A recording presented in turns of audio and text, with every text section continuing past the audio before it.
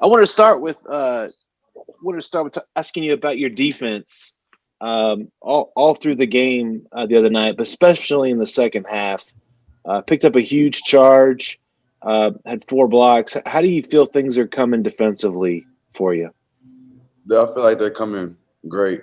Shaka's Coach Smart's been on my tail about defensive, just getting the stance, move your feet, die hand, and I feel like the game against Texas Tech, I just put all those things together, Hmm. and the end result was a great defensive game. Yeah. So, mhm. The one thing I'm curious about as you're going through this year, um, Mo and Jackson and Jarrett and all these other guys talked about it too, is just learning what you don't know, learning how to study film, learning how to read scouting reports, all these things that go into it.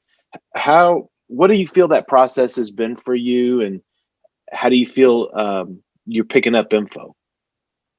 I feel like it was been a struggle for like a couple of weeks, but then as I like kept doing it, it got easier and easier, and it got easier to read. The film got easier to study. I know I was looking for, and I'm still not there yet where I want to be, but I'm still in the process of doing that. So yeah, it's been a really good process.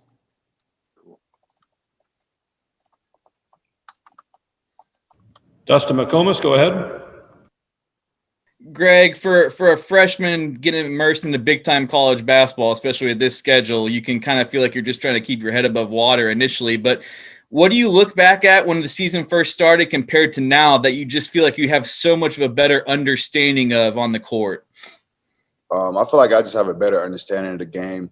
My teammates, my coaches just helped me figure out how to play the actual game of basketball instead of just like the high school version. So if I look back, I would say I definitely got a lot smarter and my shooting got a lot better from then.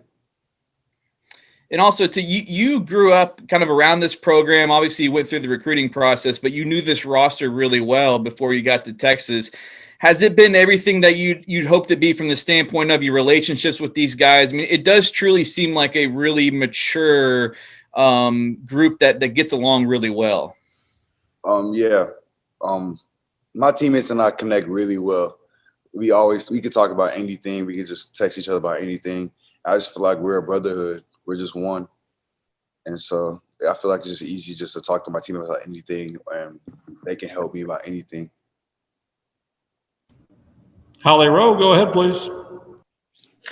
Hey, Greg. A lot of people around the program I've spoken with said you just have this exuberance and this love for playing and passion and competitive spirit.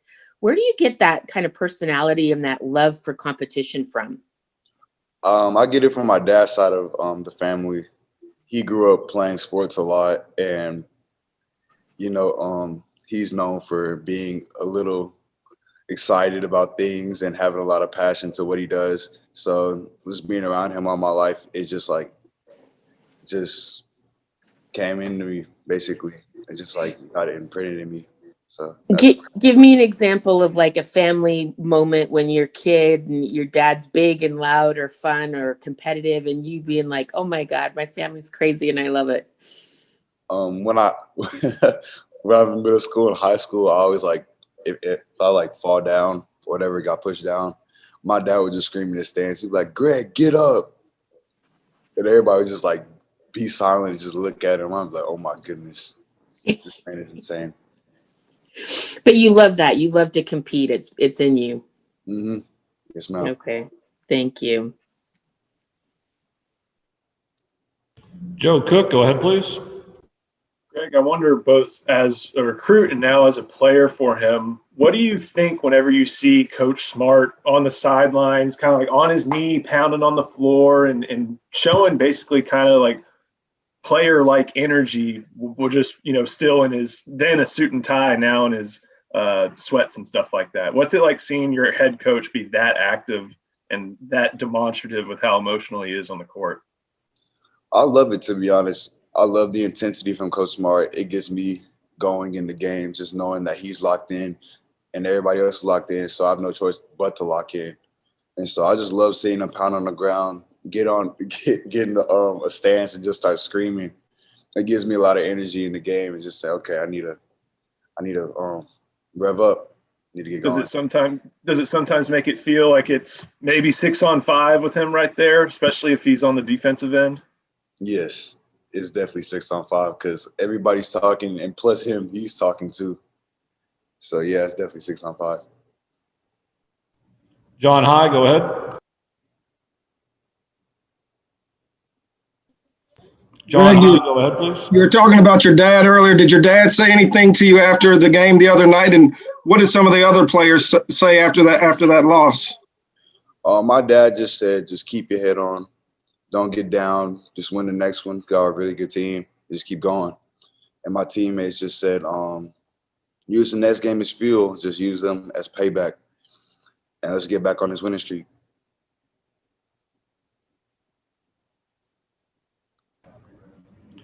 Matthew Bukowski from the Texan, go ahead.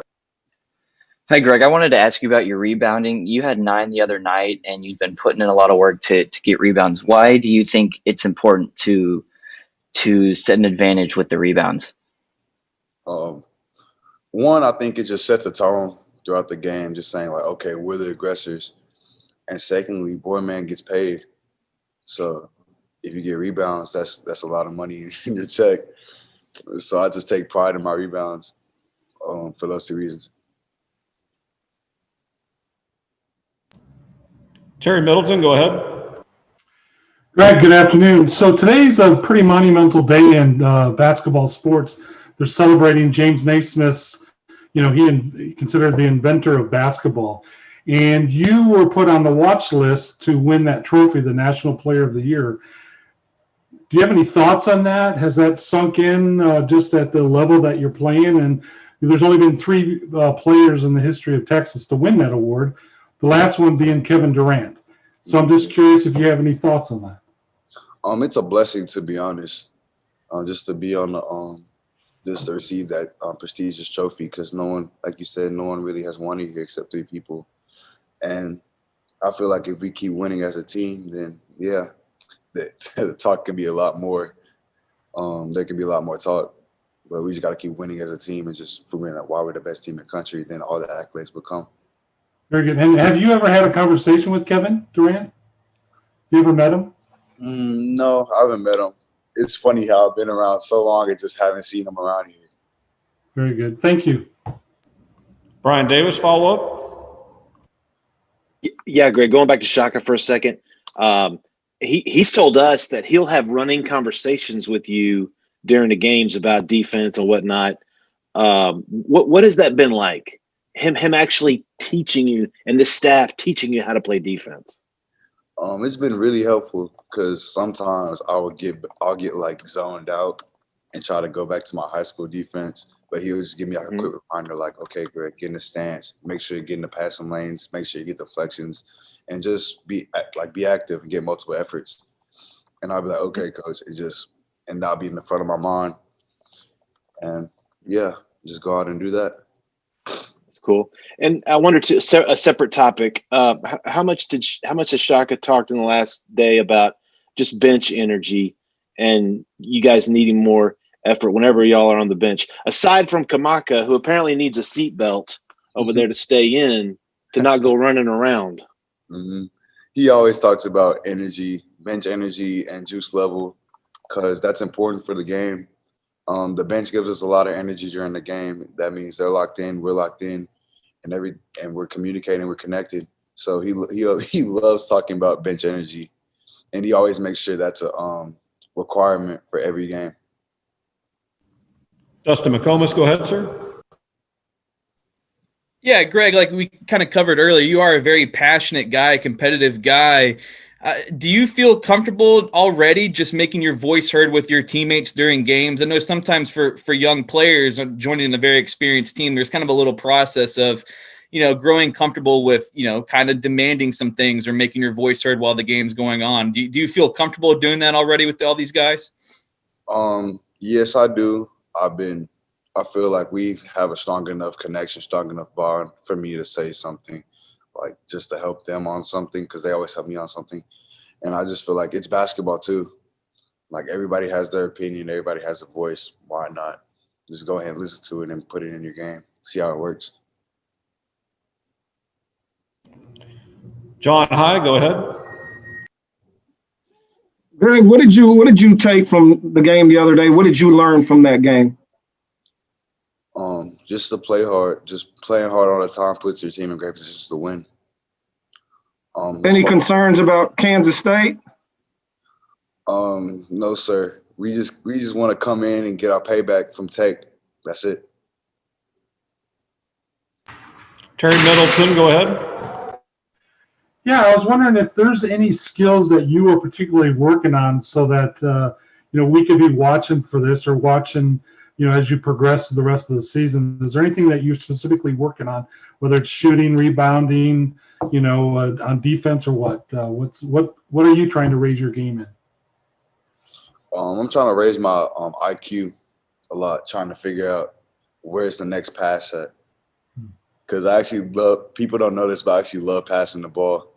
But I just got to find the right reads all the time. So I'm just working on my IQ so I can make those reads. And do you do that in the game, or is that through film, or what? Just an instinct? It's through anything I can learn. Film, practice, game, anything I can learn to make a right play, I'm going to do it. Fantastic. Thank you. Holly Rowe, you're the last one up. Go ahead. Oh, great. You sound like you've got a very clear plan for what you want in basketball. What is it, and how organized are you with writing down what you want or what your goals are? I just want to win, to be honest, and I'm organized writing my goals down. I have a little journal in my dorm. I just write every day what I want to do, what I want to get accomplished, and then I write my long-term goals, what I want to get accomplished in.